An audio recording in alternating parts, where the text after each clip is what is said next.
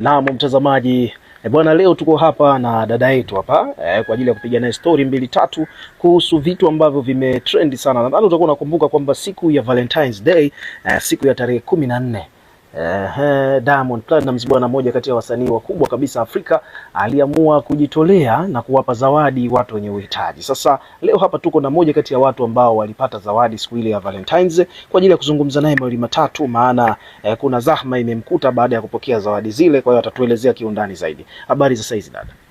Salama. Kwanza kabisa hebu ujitambulishe, unaitwa nani? Naitwa Stella. Dada Stella bwana, leo kilichotuleta hapa ni kwamba tulikuwa tunatamani tufahamu kuhusiana na siku ya Valentine's baada ya Diamond kuja. Kwanza kabisa unajishughulisha na nini? Mimi nafanya biashara, nauza genge. Unauza genge? Kwa hiyo siku ya tarehe 14 ulikuwa huko kwenye biashara yako, si? Ndiyo. Hebu tuelezee ilikuwaje, maana wewe pia tumepata taarifa kwamba wewe ni mmoja kati ya watu ambao walipewa zawadi na Diamond. Ndiyo, nilikuwa siku hiyo nimeshusha mzigo katika kuandaa pale mzigo, na wateja wanakuja wawili watatu. Nikashangaa nikaona gari imekuja imepaki pale. Nikajua ni mteja anahitaji biashara. Nikamkaribisha, lakini kumwangalia hivi ni mtu ambaye alishuka akiwa na sweta jekundu. Sasa nikajiuliza huyu ni nani? Kuja kumtazama vizuri nikagundua kwamba ni Diamond. Je, kukutana na Diamond ulijisikiaje kuona kwamba Diamond ananifuata mimi hapa kuzungumza na mimi leo? Nilivyomuona kusema kweli ni hamaki na nilifurahi, nikasema huyu mtu leo amekuja huku, mtu mkubwa huyu kama huyu leo amekuja mtaani kwetu. Nikamkaribisha vizuri. Mlizungumza nini, labda alikusalimia, yani mazungumzo yenu yalikuwa? Alipofika akanisalimia, za saizi dada, salama, za uzima nzuri. Akasema dada, nimefurahi kukuona, ila kwa siku ya leo mimi nimekuletea zawadi kidogo kama hii siku ya wapendanao, siku ya Valentine. Akanipa boksi jekundu. Nikalipokea lile boksi, lakini alivyonikabidhi lile boksi nilishtuka, nikasema kanikumbuka na mimi nimekumbukwa. Kweli nilifurahi sana, ila nilishindwa kulifungua pale pale na yeye mwenyewe yupo. Baada alipoondoka tu ndo nikaweza kulifungua. Baada ya kufungua ndipo nikaona kuna pesa ndani yake. Kuangalia hivi ni pesa nyekundu tu. Nilifurahi sana. Kwa nini umesema kwamba ulisubiri kwanza aondoke ndo ulifungue box? Siwezi nikafungua pale pale na yeye mwenyewe yupo, ingekuwa ni vigumu. Niliona aibu. Ndio maana nikasubiri paka alipoondoka tu nikalifungua ile boksi. Na baada ya kuondoka ulikuwa uko mwenyewe au ulifungua mbele za watu? Kwanza kabisa kabla ya kulifungua ulizania kwamba ndani utakutana? Sikujua kwamba nitakutana na nini, wala sikufikiri kwamba nitakutana na nini, ila tu nilipokea vizuri na nikaa nimelishikilia paka anavyoondoka, nikaa nimelishikilia. Pale ndo nikapata shauku ya kulifungua ili kwa sababu nitazame ndani kipo kinini. Ndo kufungua ndo nikakutana na pesa. Naam, bwana, wadau mbalimbali huko mitandaoni bwana wanadai kwamba Diamond bwana alikuwa anagawa milioni 4.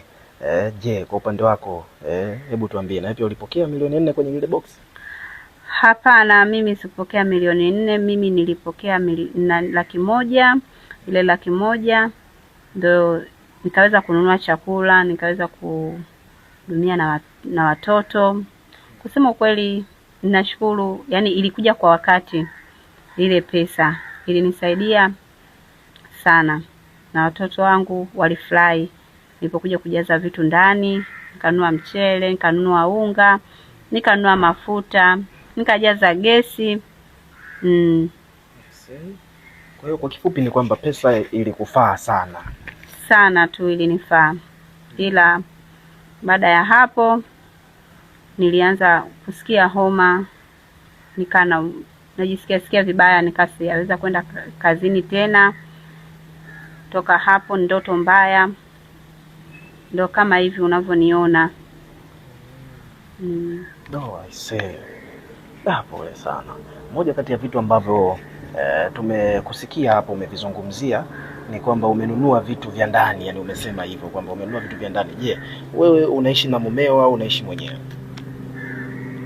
Mimi niko mwenyewe. Lakini familia, yani kwa ujumla, unaishi na nani nyumbani?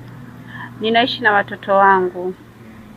Sawa sawa. Kwa hiyo moja kwa moja ulipopata tu kile kiasi cha fedha, moja kwa moja ukafikiria kwamba okay, ngoja hii nitumie kwa ajili ya kuwanunulia chakula watu?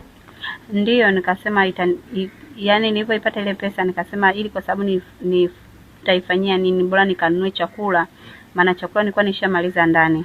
Kwa hiyo sasa nikaona bora ninunue chakula niweke ndani, ili kwa sababu watoto wanapoenda shule wakirudi wakutane na chakula. Ndio furaha ya watoto.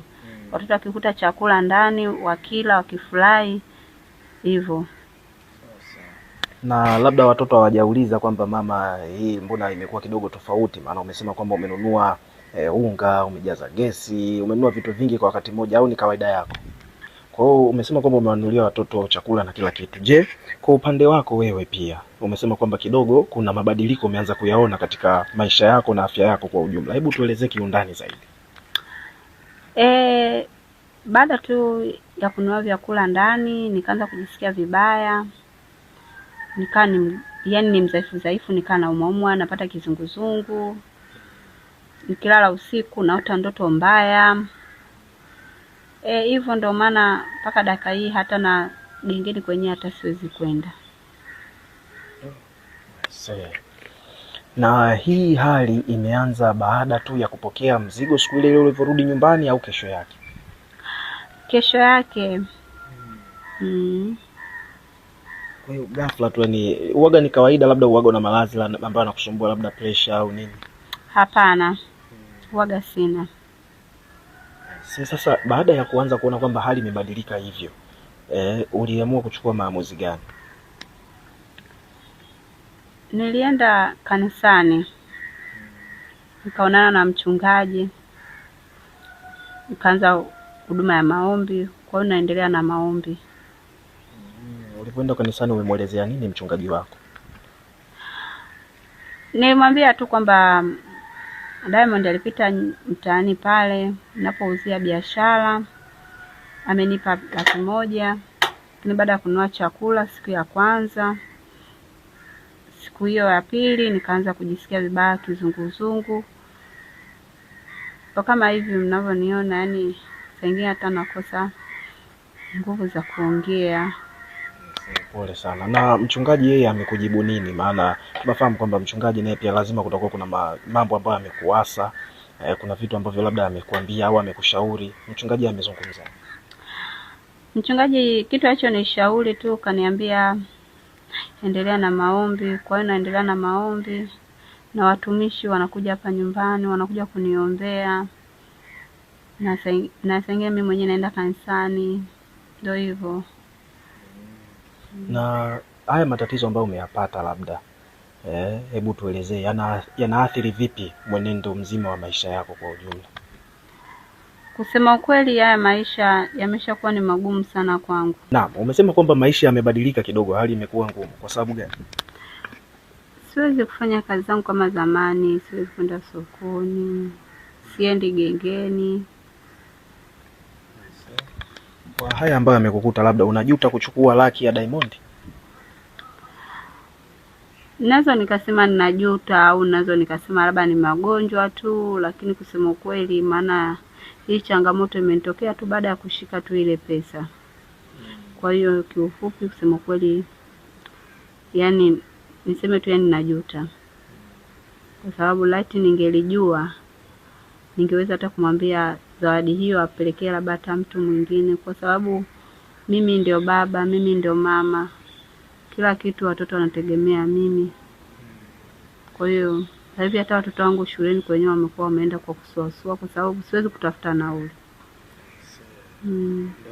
Na mchungaji labda amekuasa kwamba hela uliochukua ndio iliyokuletea hizi shida, au amekuasa labda urudishe, utafute laki urudishe kivyo vyote vile? Yani mchungaji amezungumzaje?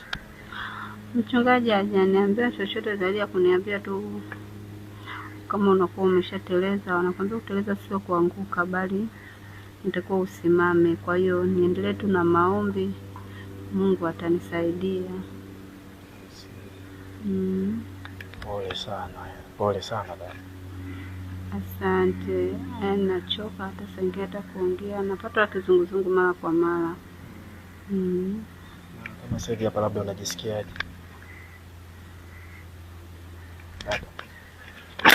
Anadondoka. Wewe mdake, mzuie. Mbebe. Mpepe. Mnyanyue mpepe. Mpepe. Bwana ishakuwa balaa. Pole. Angalia kichwa chake kisijigonge. Pole sana. Naam mtazamaji, naona dada amezidiwa. Hebu ngoja kwanza. Kata kamera kwanza, naona kama amezimia. Kata kamera kaka. Ashazimia huyo dada.